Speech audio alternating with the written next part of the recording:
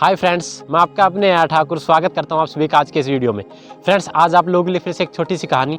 आज की ये कहानी फ्रेंड्स आपकी ज़िंदगी में एक नई वैल्यू ऐड कर देगी। तो इस स्टोरी की शुरुआत करते हैं।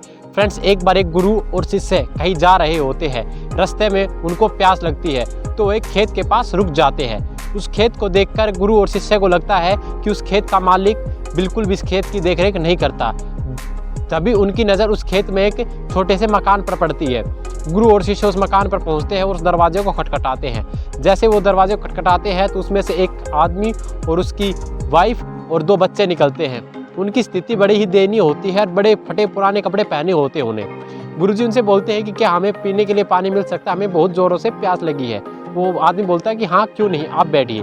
वो इंसान उनको पानी पिलाता है।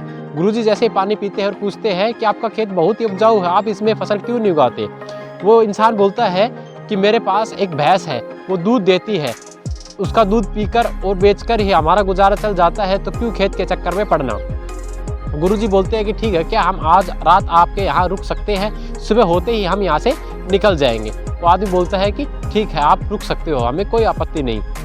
गुरुजी और शिष्य वहीं रात को रुक जाते हैं। जैसे ही आधी रात होती है, गुरुजी अपने शिष्य को बोलते हैं कि उठो और यहाँ से निकलो, हमें निकलना ही नहीं बल्कि ये भैंस भी अपने साथ लेकर जानी है। गुरुजी की यह बात सुनकर वो शिष्य बड़ा ही आश्चर्यचकित हो जाता है, लेकिन गुरुजी का आदेश था तो शिष्य मना नहीं कर पाया। तो गुरुजी और शिष्य उस भैंस को लेकर निकल पड़ते हैं। कुछ ही साल बाद जब उस शिष्य की शिक्षा पूरी होती है तो वापस लौटता है तो उसे वो इंसान याद आता है और वो सोचता है कि क्यों न अपनी गलती को सुधारा जाए। तो वो शिष्य निर्णय लेता है कि उसी गांव में उस इंसान से मिला जाए। तो शिष्य उस गांव में उसी खेत के पास पहुंच जाता है, लेकिन जैसे ही वो शिष्य वहां पहुंचता है तो उसे वहां का नज़ारा बिल्कुल ही अलग दिखता है, क्योंकि वहां फल फूलों से लदे पेड़ पौधे, बहुत सारे बाग बगीचे हो चुके थे। उसने सोचा कि शायद वो इंसान ये सब कुछ बेच बाच के यहाँ से निकल गया होगा, लेकिन उसे जैसे ही वो वहाँ से निकलने की कोशिश करता है उसके वहाँ पर एक बड़ा सा मकान नज़र आता है। वो इंसान वहाँ पहुँचता ही है, तभी एक गाड़ी आती है और उस गाड़ी में से वो व्यक्ति उतरता है जो उन्हें 10 साल पहले मिला था।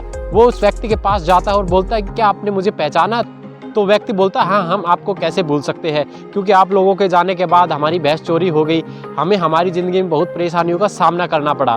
फिर तभी मैंने लकड़ियाँ काटकर बेचने का काम शुरू कर दिया, जिससे कुछ पैसे इकट्ठे हुए तो हमने इस खेत में फसल उगा दी। वो फसल बेचने के पास हमारे पास और पैसे आए तो हमने ये आसपास की सारी ज़मीन खरीद ली। इसे खरीदने के बाद हमने इसमें बाग बगीचे पौधे फल सब्जियाँ इत्यादि लगाए। आज मैं इस इलाके का फलों और सब्जियों का सबसे बड़ा विक्रेता हूँ, मेरे पास लाखों रुपए हैं। आज मैं एक सफल इंसान हूँ। मेरे लिए वो दौर सबसे अच्छा था, तब मेरी भैंस चोरी हुई। शायद अगर मेरी भैंस चोरी ना होती तो आज मैं इस मुकाम पर नहीं पहुँचता। तो फ्रेंड्स, इस स्टोरी से हमें यही सीख मिलती है कि जब भी आपकी ज़िंदगी में कठिनाइयाँ आए, बुरा समय आए, तो घबराना मत मेरे दोस्त, क्योंकि जब भी कठिनाइयाँ बुरा समय आता है तो हमारे लिए वो एक बड़ी सफलता का अवसर भी लेकर आता है। तो उस अवसर को पहचाने मेरे दोस्त। इस प्रक्रिया में हमें धैर्य रखना होता है। जो इस धैर्य को अपनाता है और इस धैर्य पर विजय पाता है वो सफल होता ही है फ्रेंड्स।